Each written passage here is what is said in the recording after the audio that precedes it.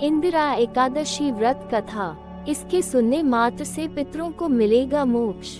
धर्मराज युधिष्ठिर कहने लगे कि हे भगवान, आश्विन कृष्ण एकादशी का क्या नाम है, इसकी विधि तथा फल क्या है, सो कृपा करके बताए। भगवान श्री कृष्ण कहने लगे कि इस एकादशी का नाम इंदिरा एकादशी है। यह एकादशी पापों को नष्ट करने वाली तथा पितरों को अधोगति से मुक्ति देने वाली होती है। हे राजन, ध्यान पूर्वक इसकी कथा सुनो। इसके सुनने मात्र से ही वाजपेय यज्ञ का फल मिलता है। प्राचीन काल में सतयुग के समय में महिष्मती नाम की एक नगरी में इंद्रसेन नाम का एक प्रतापी राजा धर्म पूर्वक अपनी प्रजा का पालन करते हुए शासन करता था। वह राजा पुत्र, पौत्र और धन आदि से संपन्न और विष्णु का परम भक्त था।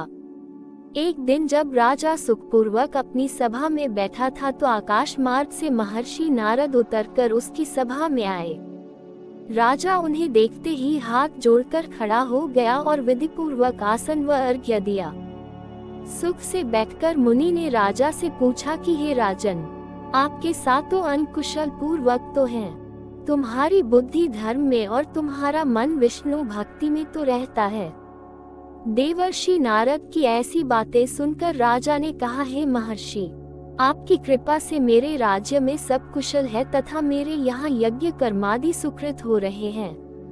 आप कृपा करके अपने आगमन का कारण कहिए।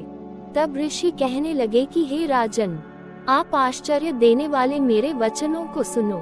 मैं एक समय ब्रह्मलोक से यमलोक को गया। वहाँ श्रद्धा पूर्वक यमराज से पूजित होकर मैंने धर्मशील और सत्यवान धर्मराज की प्रशंसा की। उसी यमराज की सभा में महान ज्ञानी और धर्मात्मा तुम्हारे पिता को एकादशी का व्रत भंग होने के कारण देखा। उन्होंने संदेशा दिया, सो मैं तुम्हें कहता हूँ। उन्होंने कहा कि पूर्व जन्म में कोई विघ्न हो जाने के कारण मैं यमराज के निकट रह रहा हूँ। सो हे पुत्र, यदि तुम आश्विन कृष्ण इंदिरा एकादशी का व्रत मेरे निमित्त करो तो मुझे स्वर्ग की प्राप्ति हो सकती है। दोस्तों, यदि आप वीडियो में यहाँ तक पहुँच गए हैं तो कृपया करके चैनल को सब्सक्राइब करके कमेंट बॉक्स में अपना एक प्यारा सा कमेंट जरूर कीजिए, जिससे हमें इसी तरह के वीडियो बनाने की प्रेरणा मिल सके। तो आगे इतना सुनकर राजा कहने लगा कि हे महर्षि, आप इस व्रत की विधि मुझसे कहिए। नारद जी कहने लगे, आश्विन माह की कृष्ण पक्ष की दशमी के दिन प्रातः काल श्रद्धा पूर्वक स्नान आदि से निवृत्त होकर पुनः दोपहर को नदी आदि में जाकर स्नान करें। फिर श्रद्धा पूर्व पितरों का श्राद्ध करें और एक बार भोजन करें। प्रातः काल होने पर एकादशी के दिन दातून आदि करके स्नान करें। फिर व्रत के नियमों को भक्ति पूर्वक ग्रहण करता हुआ प्रतिज्ञा करें कि मैं आज संपूर्ण भोगों को त्याग कर निराहार एकादशी का व्रत करूंगा।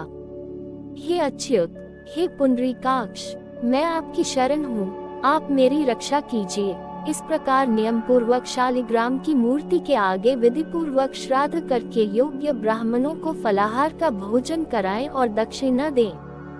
पितरों के श्राद्ध से जो बच जाए उसको सूंघ कर गौ को दे तथा धूप, दीप, गंध, पुष्प, नैवेद्य आदि सब सामग्री से ऋषिकेश भगवान का पूजन करें। रात में भगवान के निकट जागरण करें। इसके पश्चात द्वादशी के दिन प्रातः काल होने पर भगवान का पूजन करके ब्राह्मणों को भोजन कराएं। भाई बंधुओं, स्त्री और पुत्र सहित आप भी मौन होकर भोजन करें। नारद जी कहने लगे कि हे राजन, इस विधि से यदि तुम आलस्य रहित होकर इस एकादशी का व्रत करोगे तो तुम्हारे पिता अवश्य ही स्वर्गलोक को जाएंगे। इतना कहकर नारद जी अंतर ध्यान हो गए।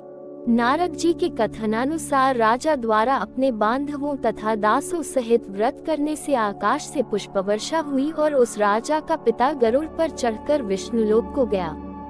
राजा इंद्रसेन भी एकादशी के व्रत के प्रभाव से निष्कंटक राज्य करके अंत में अपने पुत्र को सिंहासन पर बैठाकर स्वर्गलोक को गया। हे युधिष्ठिर, यह इंदिरा एकादशी के व्रत का महात्म्य मैंने तुमसे कहा। इसके पढ़ने और सुनने से मनुष्य सब पापों से छूट जाते हैं और सब प्रकार के भोगों को भोगकर बैकुंठ को प्राप्त होते हैं।